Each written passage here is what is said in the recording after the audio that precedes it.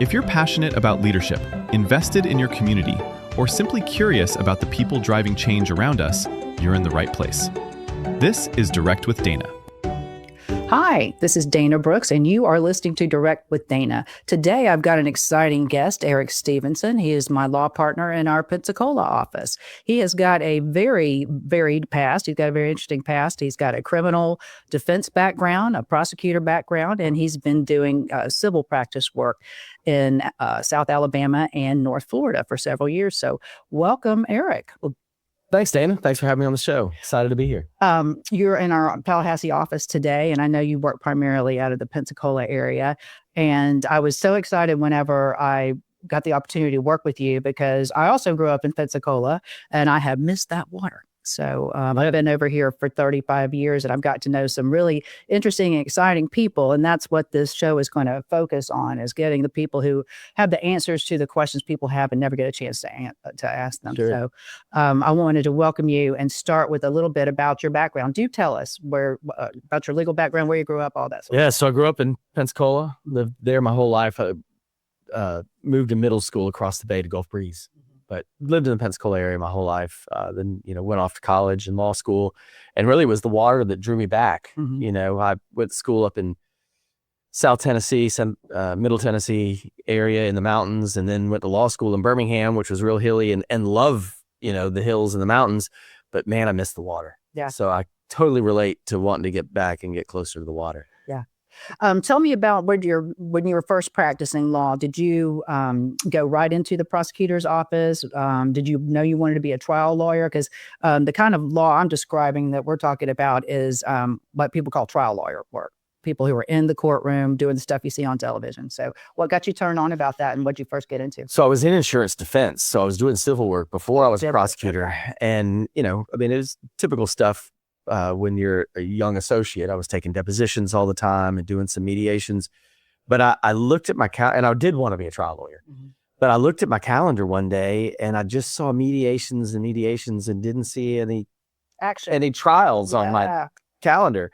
And so I'd been involved with the American Inns of Court and struck up a conversation with one of the prosecutors at the state attorney's office, and they offered me a job. And, I worked there for 2 years and tried a lot of cases. Yeah. And so that's getting thrown in the deep end. It is. I mean, I tried a case I tried a pretty big case for a misdemeanor when I was been there for 6 weeks. Right. And the reason it was big was the young woman, when she was out on bond on the misdemeanor case, was in another DUI and somebody died in that wreck.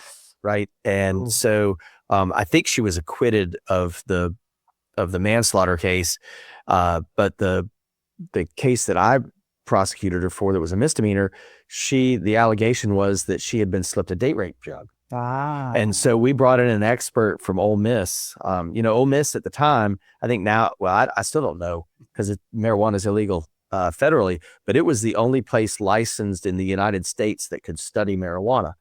And so our expert was an expert on different types of drugs and their effect on the human body, especially illicit drugs. And so we brought him in to testify about the effects of GHB and what a short-lived drug it was and why it would not have been affecting her at the time of the wreck, right? Because it was a single car accident. Had a hung jury. We came back, I think ultimately, I can't remember what happened the second time because it was so long, but I mean, it was a Friday trial. And the jury got the case probably at 8:00 at night, right? Because they had their own expert. And I think the jury's out till 1:00 before the judge brought him in and gave him the dynamite charge, right? Yeah. And then they came back and said, "Look, we're hung." Yeah. Right? And it was one juror who was hung. So pretty exciting case within 6 weeks of trying. I mean, I think we had 4 experts, 2 on each side. And so I had to learn it all. Yeah. Yeah. I love that. I love those stories. Anybody you've talked to who has ever worked as a prosecutor or a public defender or even just any kind of criminal defense, they have the best stories. So if you're ever at a cocktail party and you want to know which lawyer to talk to, go find somebody who's done criminal defense because they've got a lot to say. I wanted to just clear up some things, though, because a lot of people don't understand the terms we just throw around, like insurance defense. When you're talking about civil law, what does it mean to do insurance defense or be an insurance defense lawyer? And I guess talk about, like, if we get in a car accident Or Yep. even if I'm a lawyer and I commit legal malpractice, first thing I'm gonna do is call my insurance company, and they're going to get me a lawyer. They're going to get me somebody who does nothing but this. They're not going to say, "Oh, Dana, just call the person you play tennis with who Right. does family law and see if she'll take the case for you." No, no, no, no, no. These are highly skilled experts. But tell me about that. Yeah. So insurance defense lawyers are paid by insurance companies to either represent sometimes insurance companies, but usually in the context that we talk about it, to represent individuals, right? So if somebody has State Farm as their insurance company, or Progressive or Geico or whoever, and they get in a car wreck and they're alleged to be at fault, so they get sued, right? So it's the opposite of what we do, right? So we represent people who are injured. A lot of those cases are in car wrecks. And so if the person on the other side has Geico is going to go hire a lawyer for the person that we sue. And so I represented people who were typically sued in car wreck cases, other types of cases, but their insurance company would agree to defend them as part of their contract. And I would represent the person. We would get paid by the insurance company. You know, it's an interesting dynamic. It is. Right? So because my loyalty is time, to the, my loyalty is to the person. Right. Yeah, to the insurance. But I've got an insurance company that's paying me and calling the shots. And we still want to get business from the insurance company. Yeah. Right. Put you in a difficult spot. Yeah. So I mean, we did have to study the ethics on that a lot. And there were a lot of times where we had to make ethical calls, and they were always in favor of the client. But it is an interesting position to be in. It is. And so many people, because, we put ourselves out there to be good citizens of the communities that we serve, and we want to answer questions. And I always tell people, I don't care if I do it or not. If you've got a legal question, call me, because I either know the answer or I know somebody who does. But one of the questions I get asked a lot is, my daughter hit somebody. Yep. Can y'all represent me? I said, first of all, calm down. That's why you paid for insurance, which got insurance for. I just hope everybody knows, and please listen to us about uninsured motorist coverage, because in Florida, we don't have mandatory bodily injury coverage. We don't have to carry coverage to cover the harm we cause to people's person, their bodily injury. And then the first $10,000 is paid out of your own insurance in Florida. So a lot of people don't carry any more than that. And so whenever you get hurt, a lot of times you're going to have to look at your own insurance, or you're going to have to just suck up that loss on your own and hope you've got, another vehicle, another ride to work. Hopefully you've got a lot of time built up to be able to take off work. Hopefully you have access to high quality health care so you can recover faster and make a full recovery. But sadly, that's not most of the people we're seeing.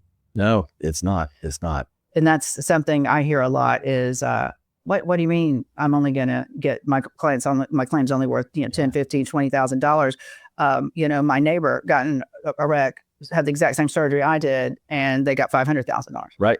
Well, who hit who? That's what it comes down to, is the responsibility of the person who caused that accident. Yeah, and you got to look out for yourself, which means you got to have uninsured motorist coverage. Yeah. Right. Yeah, because you have to assume that nobody assumes they're going to be in an accident. Nobody wants to be in an accident. But if it happens, you need to look out for yourself and assume that the person who hits you is irresponsible, as they probably were driving, and didn't have enough insurance coverage. Yeah, you need to make that assumption. And you need to be proactive with yourself. I tell people all the time, when you have that annual review with your insurance company, just double check and make sure you do have the uninsured motorist. If you refuse it, you need to sign a form, saying that you refused it, because it is so important. And the reason there's so much hoopla around this is because insurance companies don't really like to sell you this insurance, because when they're selling you insurance based on your credit rating, your driving history, where you live, your zip code, everything that they can know about you, they determine your rates based on knowable things.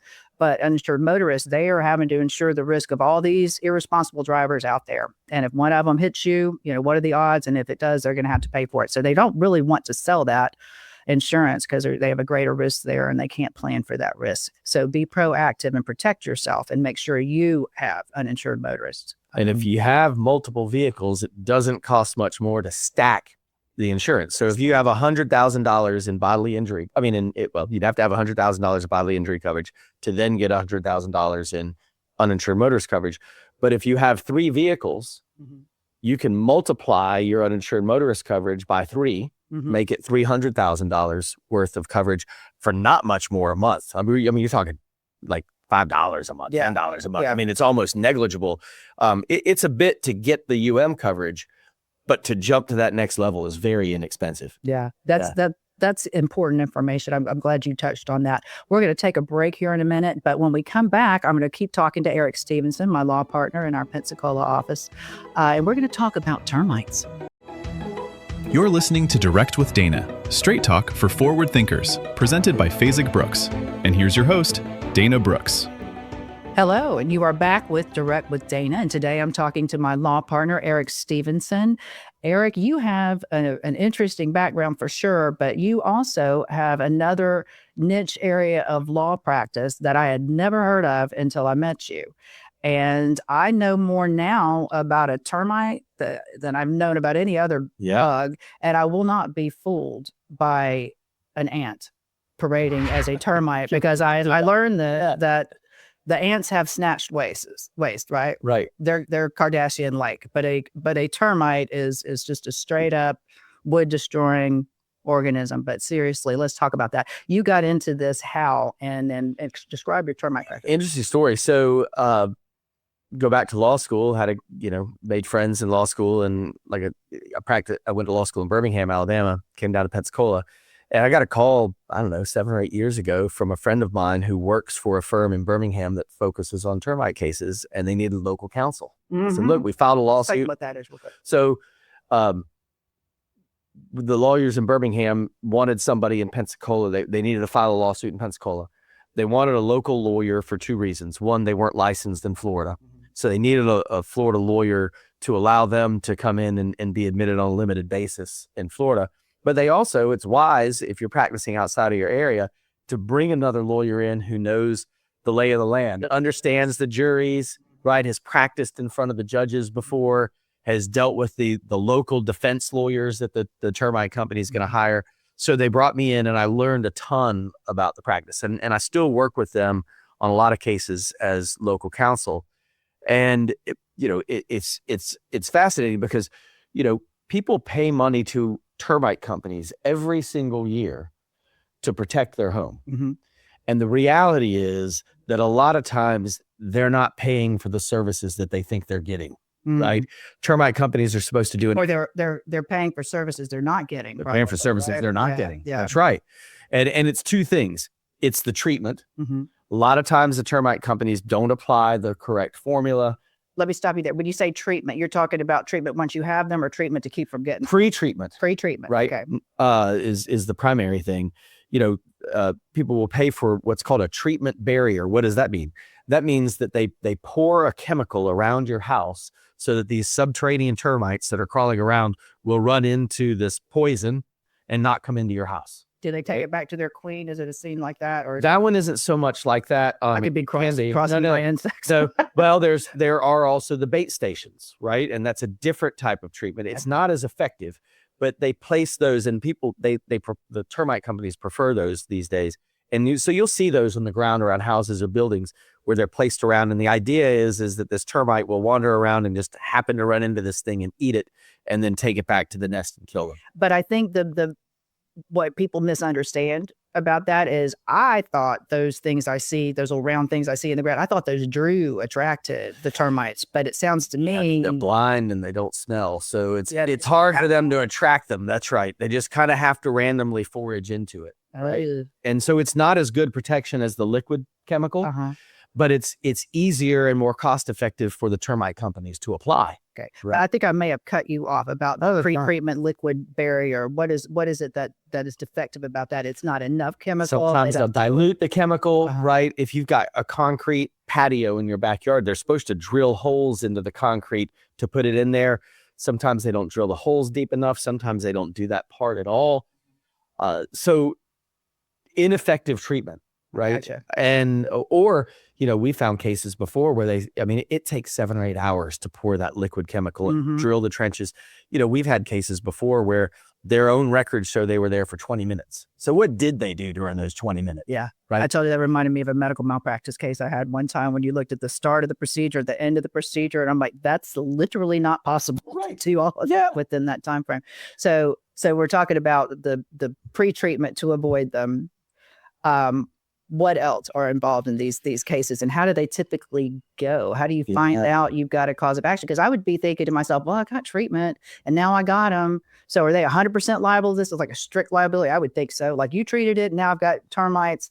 You've got to be responsible for everything. Or do they only pay up to a certain amount? Or is it a bond? I mean, how does it even work? I've never actually made a termite claim. So the other part to the claim is not just improper treatment, it's improper inspection. They're supposed to come out every year and look and see, do you have termites? And the reality is most of us don't know what to look for. These are trained professionals, and there are very specific things to look for in a house to determine whether there's active termites.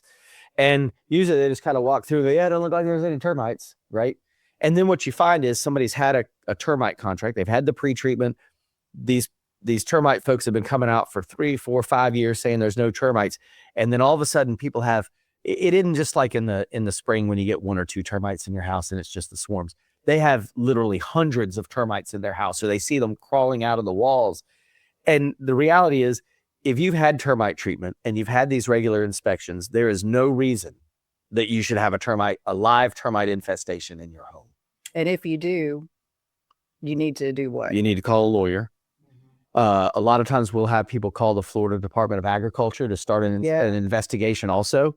To explain why that is, a lot of people don't understand why you would call the Department of Agriculture for something like a termite case, but people understand the consumer. Yeah, so the Florida Department of Agriculture, they regulate pest control and herbicides and all that sort of thing. And so termite pest control comes underneath their department. Of regulation. And did they determine what adequate termite prevention looks like? Is that how they... Yeah, there's very strict statutes and Florida administrative code that regulate the termite industry. Okay. And how they're supposed to apply those chemicals and how they're supposed to do inspections. And so we call them to do a separate investigation. Now that investigation is not binding on the courts. Sure. But a lot of times we can learn a lot of information about what was done and what wasn't done pretty quickly through their investigation. Termite companies used to, some still do, sell termite bonds, right? Mm-hmm. Oh, we will insure your house up to $50,000, and it's never enough. What I would tell you is when we sue termite companies and we determine that they've committed fraud. Yeah, that's the legal principle you're pursuing, right? It flows under a fraud. It does. Cause of action. We said that we did proper inspections all these years. We said that we treated it properly, and it turns out lawyer learns that they didn't, right? And so the allegation is that that's fraudulent conduct. Because of that, people call and say, "Oh, I've only got a $50,000 bond," and our response is, "We're not suing for the bond." That's right. Right. If there's fraud, right, then they owe you for the repair of your home. They owe you for the time that you had to stay away because of the active termites or the repair of your home. And they even owe you for, all of the distress that you've had to deal with because your home, which is your castle, is being eaten and destroyed as you lay there. Stop for a minute, because that bears repeating, because you almost never get any kind of pain, suffering, emotional damages, any element like that when you're talking about something that isn't like your body or something like a loss like that. You just don't get it for things like your property or your, car or things like that. So that's a very interesting element of damages available here, like you said, because our homes, in America, and especially in Florida, we take our property pretty seriously, and your home is your castle. Your home is your primary investment. It's the primary vehicle through which most people build their wealth in our country. So our law recognizes that. And so I think that is that's a distinction with some merit that needs to be emphasized here on these cases, because I have seen some of the cases that you and your associated law firm have worked on, and the damages they can be astronomical. You've had some where these are older churches or something that might require craftsmen that have to come over from the old world and all these kinds of things. You can't just replace everything that a termite destroys. So. No. And I mean, a lot of cases we've had, people just have to tear down their house, right? Because the trusses are collapsing in, right? And the walls that support it are collapsing in. So it's, it really is tragic when we find a case and it turns out that the termite company did not do what they were supposed to do. So, people say, well, when should I call you? If you have a termite contract Don't worry about whether it's a bond. That's right. Do you have an annual termite contract, and do you have active termites? Because you shouldn't.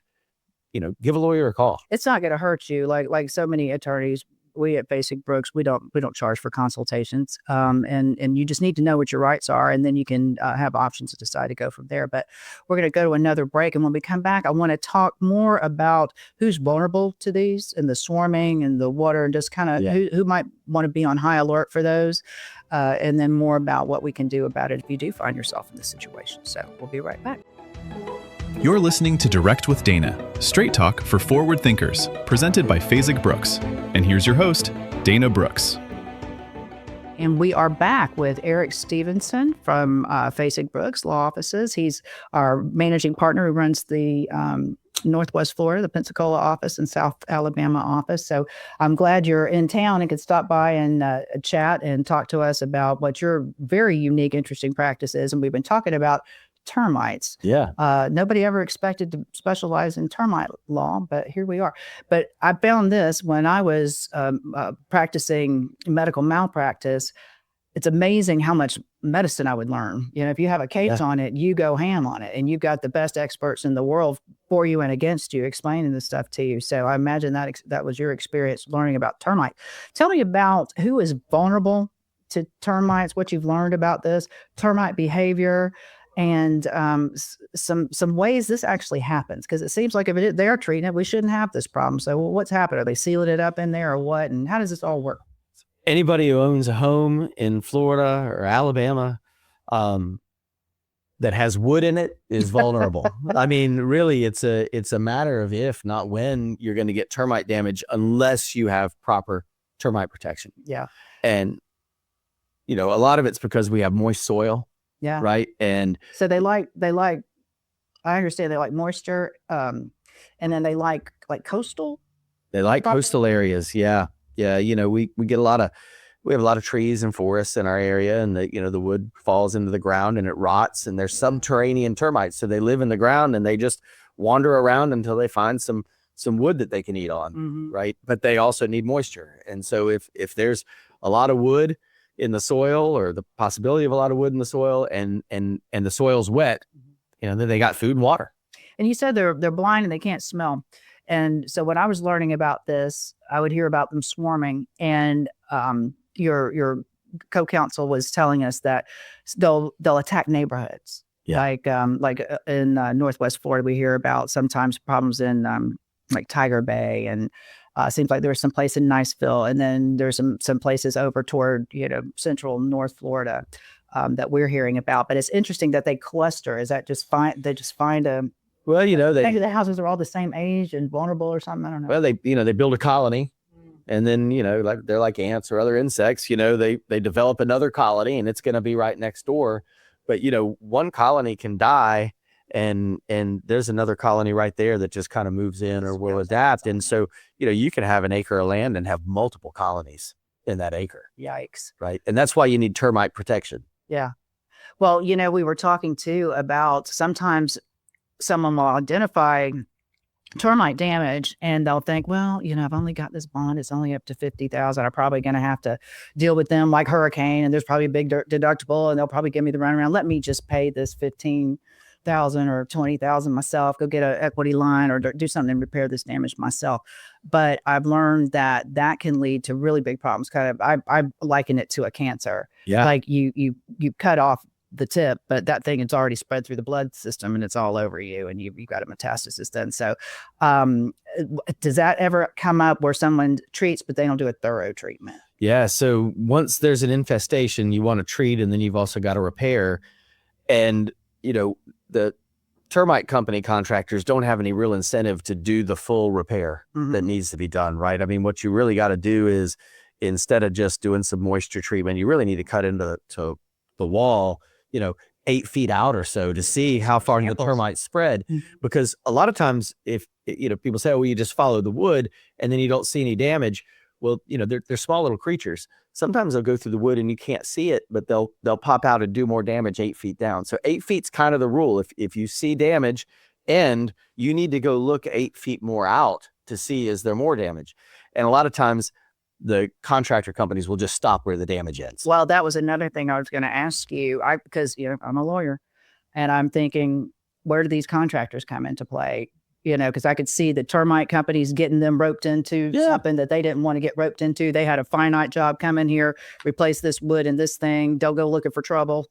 Right. Just do what I've asked you to do. If you want more work, you're going to do it the way we want you to do it. That's right. Yeah. If you want repeat business, this is what I'm asking you to do. And so that really puts the contractors in a difficult bind. If that happens and I've got a client coming to me who's about to lose their primary investment or be displaced from their primary home and incur all those costs, inconvenience, all that kind of stuff, I'm going to look for every angle of recovery for them. That is my job. So, if I'm a general contractor, I'm a little scared when I'm doing termite repair. Yeah. If you are a general contractor, make sure you have insurance.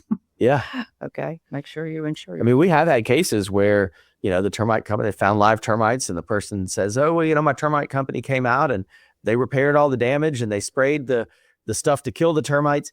And, 6 months later, I saw them coming out of the other side of my house. Mm-hmm. Right? Well, this is what I'm wondering. Would prudence dictate that if I am having a termite repair, particularly if they're saying it's a covered termite repair and they're going to pick up the bill, I think maybe prudence dictates that you get a second opinion, maybe. Absolutely. And then you got to think about, who you can get an honest second opinion from. And there's so many people. There's a lot of people who advertise and have shows on this station who can direct you. We've got a lot of good people in our community who do help repair problems like this and are good, honest, ethical people. So a lot of times I could see people getting caught up in something. Nobody's doing anything, untoward or nefarious, but I could just see tentacles of this problem growing into other people who are involved in the trades and the industry. Yeah. And then the resale. Like, I'm very worried about that. Like, I think I repaired it. Is it okay? I'm going to sell this house and find out it's, or it wasn't repaired right now. It's infested and I've got a fraudulent sale. I've got to, defend. Yeah. So it's no laughing matter because these things are so destructive once they do get in there. Yeah. And they, hungry.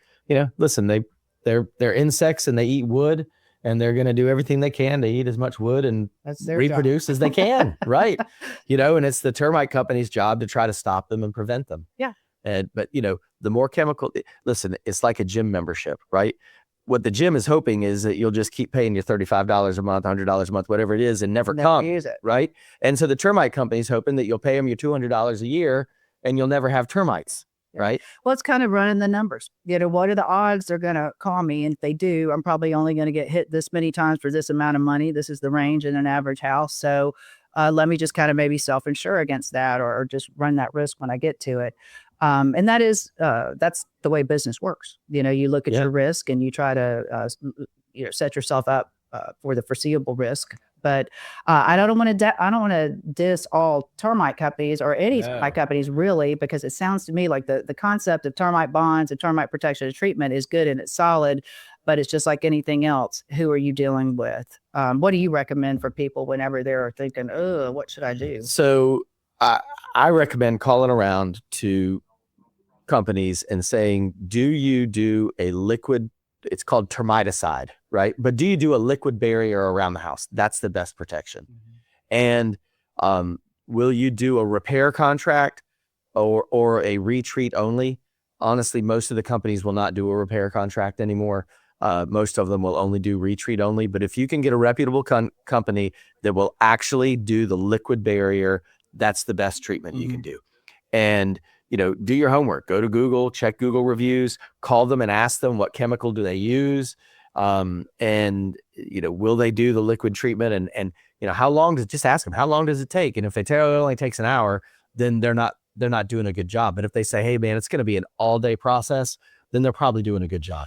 Something I ran into was, if you buy a home that doesn't already have a bond, that's hard. Some people won't come out and give you a new one. And if you buy a stucco home, good luck. Yeah. Especially in this area. So if someone can't get a bond, do you have advice? Should they go ahead and just say, I want it treated with the liquid treatment? I know you're not going to bond it, but just for my peace of mind, I want to pay and go ahead and have it. Are there people who will do that? Yeah, none of my neighborhood has high termite activity. And so none of the companies would write a bond. But what I wanted was the liquid treatment. Yeah. Right. And I actually called the guys in Birmingham and said, "Who do you trust in our area?" Right? When he says, I'm new at this. you're talking about the people we do business with, the lawyers who were, Yeah, the law firm that first started sending me cases, and so get their yeah, and they told me who they used to send out to retreat people's homes after one of these, bigger companies doesn't do a good job. Yeah. Yeah.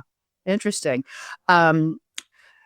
Anything else people need to know about these termite cases? Because I find it fascinating. I don't know how many people, if it affects you, you're probably excited about it too, but I'm trying to make a very uninteresting thing interesting. So anything else people need to know or need to be on the lookout, maybe buying a house? Yeah, so that's important. When you buy your house, always have a wood destroying organism inspection done before you purchase the house, right? Because the person who's doing that inspection is guaranteeing that there's no termite damage. Yeah. And if they didn't do a proper inspection and it turns out you have termites, then, maybe they bear some of the responsibility too. That's why you got to always call a lawyer. That's right. All right. We'll be back after this break with Eric Stevenson from our Pensacola office. You're listening to Direct with Dana, straight talk for forward thinkers, presented by Phasig Brooks. And here's your host, Dana Brooks. And we are back with Direct with Dana. I'm Dana Brooks, and I'm joined today with Eric Stevenson. He is my law partner in our Phasig Brooks Pensacola office. He manages the South Alabama and Northwest Florida region of the firm. We've talked a lot about termites. I think we've exhausted that. Yeah. But most people love, who are not lawyers, lawyers hate these, but most non-lawyers love a good war story. What are some of your career highlights? What's something? I'm going to hit you with one. Didn't you represent somebody threw a slushie at Matt Gaetz? I did. Yeah. So my client was at a campaign event in Pensacola. She was not a Matt Gaetz fan. And, there was this thing in England that was milkshaking politicians, and people would throw milkshakes at them. So she threw a slushie at him. And a Tom Thumb slushie, very, very Americanized. Absolutely. Yeah. And it didn't actually hit him, although maybe, I think some of the liquid, you see on the video, maybe some of the liquid landed on him. And she was prosecuted in federal court. So that's a battery. Yeah. Because the liquid hit him, it was a battery. Liquid hit him. Yeah. Like if you knock somebody's plate out of their hand, it's still a battery. It was like a law school exam trying to figure out, is this actually a battery? Is it not a battery? Yeah. And there's civil batteries, there's criminal batteries, and I love all that. That's so much fun. You got your name in the paper. There you go. Yeah. That was everybody deserves that was an interesting case. Yeah. Yeah. Tell me about some others. What else have you had that's interesting? One of the first cases I had when I left the state attorney's office, I had one of my friends who worked at the state attorney's office who played softball with a guy that worked at a local dance club, strip club, gentlemen's club. Mm-hmm. And it gained some notoriety because, we're in the South, right? College football is big. And a college football coach from Alabama who never coached a game, he came down to the Gulf Coast Emerald Classic and ran up a big credit card bill at this club on his, and I think maybe even at the hotel with some dancers later, some escorts or something, on his University of Alabama credit card, right? And you know how that would go over in Tuscaloosa, right? And so it was University of Miami. Maybe it would be a little different. Maybe it'd be tolerated there, but not in Tuscaloosa. And so he got fired. So community leaders didn't like the reputation that brought to Pensacola. But at the same time, one of our county administrators, his son ran up a $7,500 credit card bill. He calls Arity and asks her to forgive the bill. She won't forgive the bill, of course. Why would she? And the next thing you know, the sheriff's office is investigating her club for girls dancing too close. Okay. And so they raided it with these. They came in after they had these guys from Daytona come up as undercover officers getting lap dances. We were paying for these officers to get lap dances, by the way, right? So we as taxpayers. So they could get tagged for those dances. Yeah. So they come in to serve the warrants with full tactical gear, right? They got the guns, they got the vests, they got the whole thing. They served 20 warrants, and worked. I tried one of the cases and won. I actually lost another one. So we tried two. I won one, lost another. And but what an interesting introduction at the time to local. It's the South. Local politics, right? Yeah. The college football world, the whole issue of what's a community look like and how do we present ourselves, and It was fascinating. It was a lot of fun. Yeah, I love it. So born and raised in the Pensacola area, what are some of the most gratifying parts of being a lawyer in that area? What are some career highlights for you over there? So I just resolved a case where a guy we got him a big settlement, right? I mean, it was a more than 7-figure settlement. And he was injured. It was somebody else's fault. And I guess the point of the story is it's helping people, right? And so this person, hard worker, worked as a truck driver, probably making $60,000 a year and can't ever do that again. But he'd never owned a home. Right. He was saving, hoping to own a home one day. And, now as a result of that, he can go buy himself a house. Yeah. Right. I've got him set up with a financial advisor and a good real estate agent. And he is now going to be able to set aside money that, maybe he wouldn't have ever even saved up himself. Right. And he's just been consuming what he was earning. Like so many people living paycheck to paycheck. Right. And so, but he's now going to be in a good financial position to where, because he can't really work, he doesn't have to worry about work again. That's right. Right. And he doesn't ever have to worry about not having a home. So it's helping people. Right. Yeah. And that's why I left the insurance industry, because I just didn't feel like, I said earlier that it was about not trying cases, but it really was also about, I got into this to help folks. Right. Not try to squeeze every little dime you can or keep it from them, just you can. That people have to do that job. And there's no shame in people doing what their job is or whatever. And sometimes that is to save money and pay as little as you possibly can on an insurance claim. But I was always afraid that would make me cynical, and it would make me jaded. And it was just so much easier for me to be on this side of the V, on the side of the people who are hurt and who are helping people. And I'm not going to lie and say there's not fraud in this whole industry. And you see it particularly in certain areas of the state more than others, but I don't see it up here, and I don't see bad lawyers or shyster lawyers up here either. So I think it's an honor to practice in this part of the state.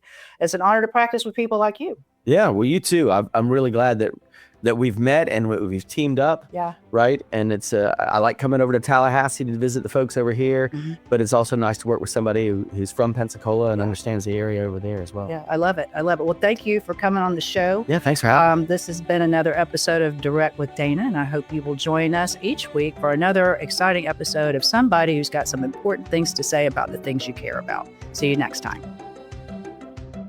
That's all for this episode of Direct with Dana. Thanks for spending part of your day with us. Join us next week for another conversation that informs, challenges, and inspires. Be sure to like, subscribe, and follow the show for more content from Direct with Dana.